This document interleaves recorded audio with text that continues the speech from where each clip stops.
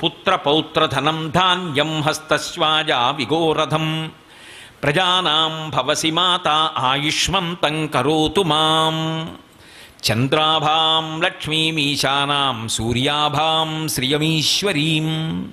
అమ్మా, నాకు ఇంకా ఏం కావాలో తెలుసా?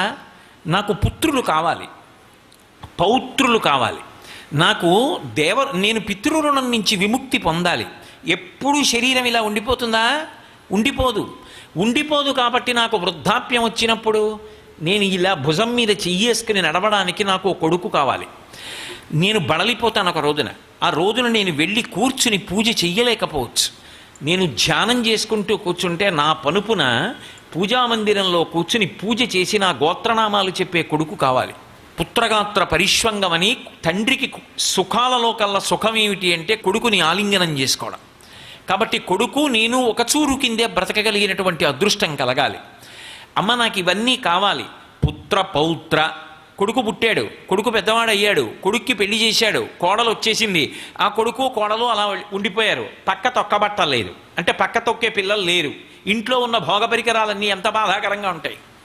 ఒక్క వస్తువు పాడవదు. ఓ బొమ్మ విరిచేసేవాడు లేడు, పక్క దుప్పటి తొక్కేసేవాడు లేడు, ఇంట్లో వస్తువులు పాడు చేసేవాడు లేడు, అమ్మా నాకు ఇది కావాలని అడిగేవాడు లేడు, పిల్లల ఏడుపు వినపడదు, రాత్రి నిద్రపోనిచ్చాడు కాడని చెప్పుకునే అవకాశం లేదు. బతుకు బరువు అయిపోతుంది. అందుకే మనిషికి పరమేశ్వరుడిచ్చిన గొప్ప కటాక్షం ఏమిటో తెలుసా? లక్ష్మీ కటాక్షం. వృద్ధాప్యం వచ్చిన తరువాత ఈశ్వరుడు, అమ్మవారు గొప్ప అనుగ్రహాలు రెండిస్తుందిట. ఏమిటి అంటే అల్లుడితో కలిసి భోజనం చేయడం, మనవలతో కలిసి ఆడుకోవడం. అల్లుడు ఇంటికి వచ్చాడు అనుకోండి, ఓపిక ఉన్నా లేకపోయినా ఇల్లాలు ఏం చేస్తుందంటే అల్లుడు భోజనానికి వచ్చాడని ఇంకో ఆధారం వండుతుంది. అల్లుడితో కలిసి మామగారు భోజనం చేస్తున్నారు అనుకోండి, ఇవాళ మీరు తినకండి, అనారోగ్యం మీకు మంచిది కాదని ఏమంటుంది? అల్లుడితో తింటున్నప్పుడు సరే వేసుకోండి అని వేసేస్తుంది. అందుకే అల్లుడితో భోజనం, మనవడితో ఆట అమ్మవారు ఇచ్చినటువంటి మహదైశ్వర్యం అంటారు వృద్ధాప్యంలో.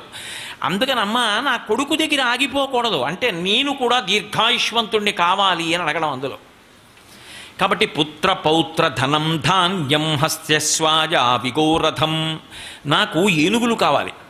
ఏనుగులు ఎందుకు అంటే అది క్షత్రియుడిని ఉద్దేశించి చెప్తున్న మాట.